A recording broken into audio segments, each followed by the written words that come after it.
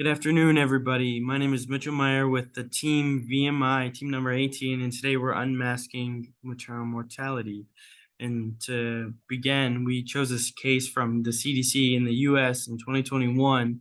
There were a total of 3.6 million live births with an alarming 1.2 thousand maternal deaths. And although this number is relatively small, these lives shouldn't go overlooked. And in the data, the deaths seem to be rising. And so we need to define what maternal mortality is. And so also taken from the CDC, we take the definition as the death of a woman while pregnant or within 42 days of termination of pregnancy. And so we took this definition as a standard and was assumed during statistical review. And so why is this important? And as previously mentioned before, these cases are small, however, they're unaccounted for and rising. They need to be understood and minimized. And this is very important to our posterity as mother gives birth to our children. And so the goals for this are to unmask and find underlying factors that affect maternal mortality. In conjunction to unmasking this, we want to find a practical solution at the end. And so what is the problem? Like step before in the goal, the study aims to unmask maternal mortality, and this will be completed by analyzing data that exhibits differences based on race. And so I'm going to pass it over to Komsun to take over statistical analysis. Hi everyone, my name is Thompson. So this is a scatter plot for maternal mortality rate for Virginia versus United States. It is obvious that it's much higher rate in Virginia than the one from United States, especially the year 2008. This can be the result of the Great Recession during the year 2007 to 2009. The economic problem can cause the maternal mortality rate at the time. So we use earlier data to make a model by regression tree. We extract what are some important variables. The result from this are ages and race. These two are highly important and more significant than the others.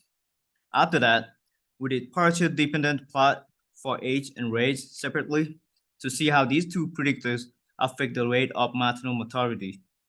According to the plot on the left, it is more likely to be higher in risk for women above 40 years old in mortality rate, while it much lower rate of mortality if mothers are 25 years old or under.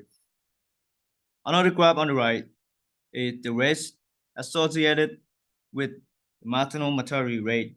We found that non-Hispanic African American has much higher rate of maternal mortality. White mothers is lower, and Hispanic is the lowest. So I put two of these predictors to see a bigger picture in a 2D partial dependent plot. We can see from some cases of women over 40 years old and non-Hispanic African American in the light blue plane, they have the high risk for mortality rate. Comparing with the Hispanic under 25, they have the lower risk of mortality. Now I'm gonna give over to Jesse to talk about numbers, stat, and solution.